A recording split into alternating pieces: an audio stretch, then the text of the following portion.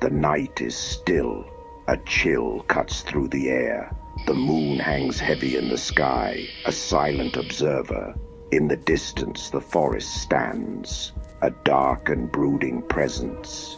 It whispers, it beckons. Deep within its heart, something stirs. Ancient legends speak of a creature that dwells in the shadows, a being of myth and folklore. Her name is Kikimora. She is the keeper of the home, the guardian of the hearth. Yet she is also a harbinger of misfortune, a weaver of nightmares.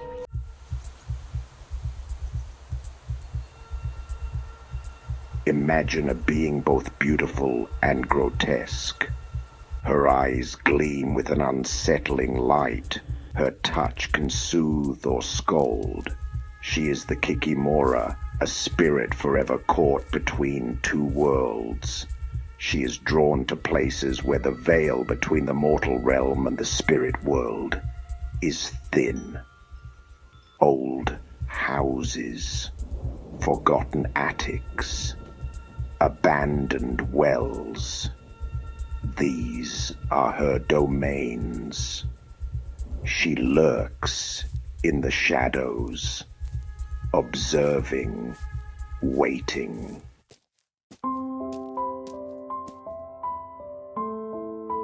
Anna stepped out of her car, the crunch of gravel under her feet, a sharp contrast to the silence of the woods surrounding her.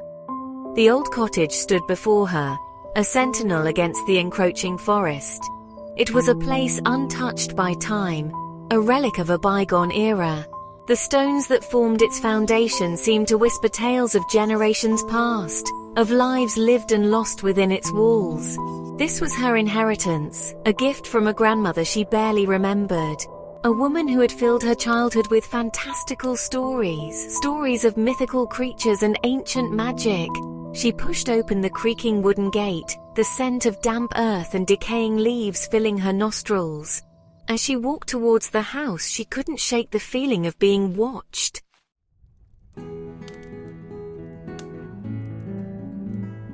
The interior of the cottage was a curious mix of old and new. Her grandmother's belongings remained, carefully preserved as if frozen in time. Antique furniture, faded tapestries, and dusty books lined the shelves, each object whispering stories of a life lived in the embrace of tradition and folklore. Yet, amidst the antique charm, modern conveniences had been subtly integrated. The contrast was jarring, yet strangely comforting. It was as if the past and present had reached a fragile truce, coexisting within these walls. As the days turned into weeks, Anna found herself settling into a routine. The silence of the woods, once unnerving, became a source of peace.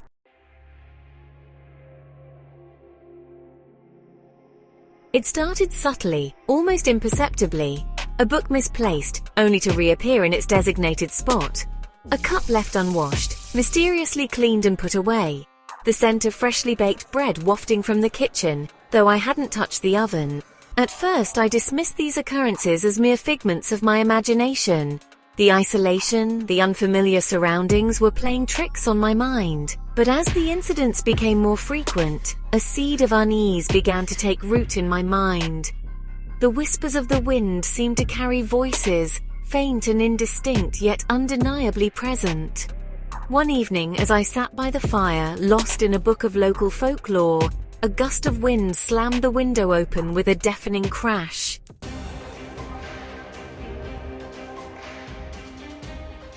Mark scoffed at the local superstitions. Their hushed whispers and worried glances held no sway over him. Ghosts, spirits, creatures that lurked in the shadows. These were nothing more than fairy tales, relics of a less enlightened age. He, a man of science and reason, refused to be drawn into their web of fear. He had come to this remote corner of the world seeking adventure, a break from the monotony of his urban existence. Armed with his backpack, a map, and a healthy dose of skepticism, he ventured into the woods, the late afternoon sun casting long, eerie shadows through the trees.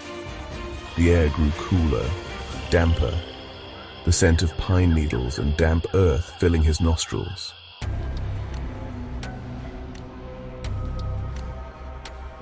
He set up camp as dusk settled over the forest, the last rays of sunlight painting the sky in hues of orange and purple. A fire crackled merrily in the makeshift fire pit, casting a warm glow on the surrounding trees, their shadows dancing and swaying in the flickering light. As darkness descended, so too did an unsettling silence. The chirping of crickets and the rustling of small animals, once a comforting background hum, ceased, replaced by an oppressive stillness that seemed to press in on him from all sides. He tried to ignore the prickling sensation on the back of his neck, the feeling of being watched. It was just his imagination, he told himself, his mind playing tricks on him in the unfamiliar surroundings. But as the night wore on, the silence became unbearable.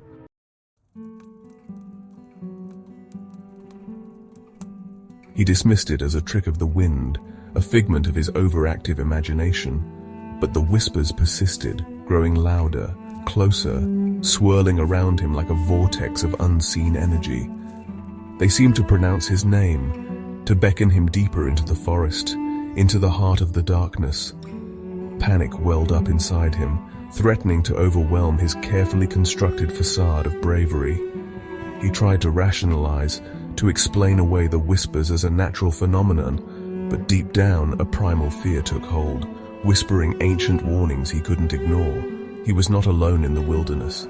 Something was out there, something ancient and powerful, something that knew his name and whispered to him in the dead of night.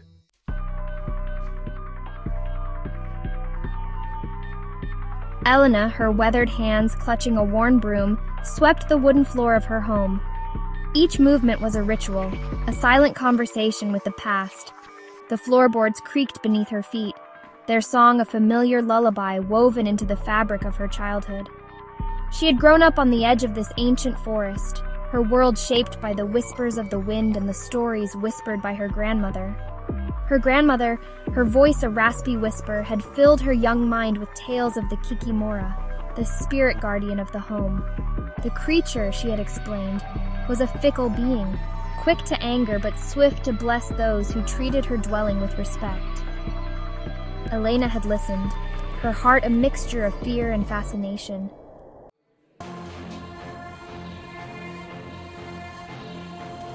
The Kikimora, her grandmother had stressed, demanded order, cleanliness, and respect for the home.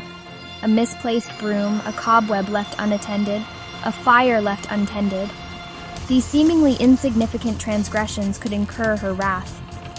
Elena had taken her grandmother's words to heart, her daily chores imbued with a sense of reverence.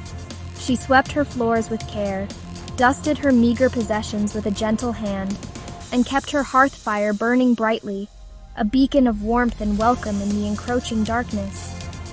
As she grew older, the stories of her childhood remained, not as childish fantasies, but as cautionary tales, reminders of the unseen forces that shaped their lives. The forest, once a source of wonder and adventure, now held a hint of menace, its shadows concealing secrets best left undisturbed. Her neighbors, their faces etched with the hardships of rural life, shared her beliefs, their lives governed by a deep-seated respect for the old ways.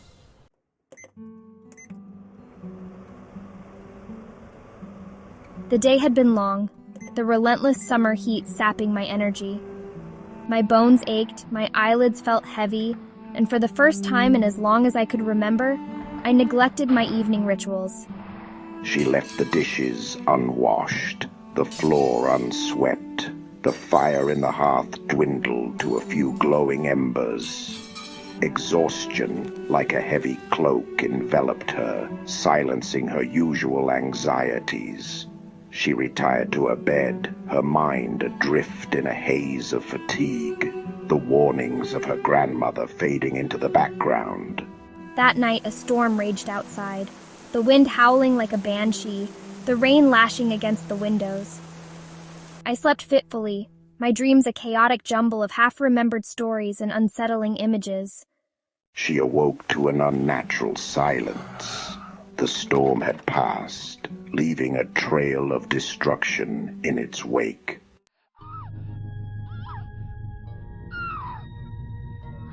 My breath caught in my throat. My mind, still tethered to the logical world, struggled to process the sight before me. Was it a trick of the light, a figment of my sleep-deprived mind? But even as I questioned my senses, a primal fear, cold and sharp, shot through me. The figure moved, a swift, jerky motion that sent shivers down Anna's spine. It glided across the room, its feet seemingly not touching the floor, and stopped a few feet from her. The air grew heavy, thick with an unseen presence. The scent of damp earth and decaying leaves filled her nostrils. A suffocating perfume that spoke of ancient forests and forgotten graves. You disturb me.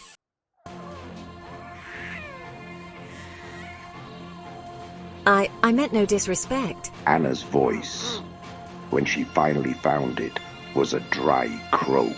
Her eyes darted around the room, searching for an escape, a rational explanation. But the room offered no solace, no escape from the chilling presence that held her captive. This house knows your every thought, your every deed. It remembers. The words hung in the air, heavy with unspoken meaning. Anna's mind raced, her grandmother's stories, once dismissed as harmless fables, now flooding back with terrifying clarity. The Kikimora, the spirit guardian of the home, the protector, or the punisher. This home was loved, cherished. It remembers the warmth of family, the echo of laughter, the scent of bread baking in the hearth. The words struck a chord deep within Anna. Images flashed through her mind.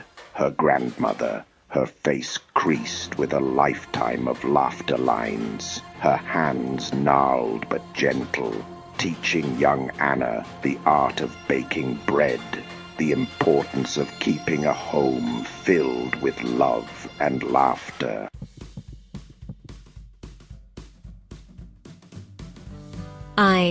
I want to honor that. Anna whispered, her voice trembling but resolute. She realized, with a clarity that cut through her fear, that she wasn't just afraid of the creature before her. She was afraid of failing her grandmother, of betraying the legacy she had inherited. This house remembers. Will you? The Kikimora, for that's who it surely was, seemed to consider her words. The air in the room, so thick with tension moments before, seemed to lighten slightly. The oppressive weight on Anna's chest eased, replaced by a strange mix of fear and determination. I promise. Anna said, her voice firm, her gaze unwavering. The words, spoken into the stillness of the night, felt like a vow, a pact forged not just with the creature before her, but with the past, the present, and the future. Anna woke the next morning with a start, her heart still racing. Sunlight streamed through the windows, painting the room in a warm glow. She wondered if it had all been a vivid dream, but subtle changes caught her eye. The air felt lighter, fresher. She made her way downstairs, her feet sinking into the plush rug. The scent of pine needles and wood smoke now smelled comforting. It was as if the house itself had exhaled, releasing tension. Elena surveyed the wreckage of her home, her heart heavy with fear and shame. The storm had passed, but the chaos lingered, a manifestation of her neglect. The soft giggle sent shivers down her spine. She had lived here on the edge of this ancient forest all her life. She had always known the stories were true, that the Kikimora was real. She had allowed herself to forget, and the consequences were laid bare.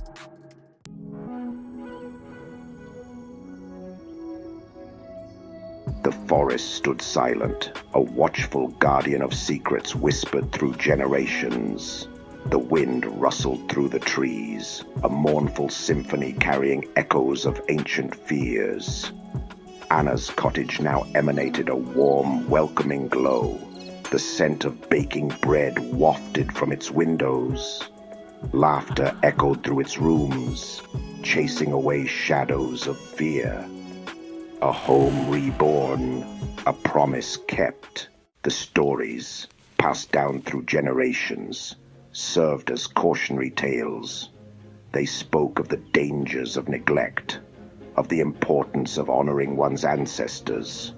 The Kikimora, a creature of duality, embodied both fear and fascination. In the end, it was the stories that held true power.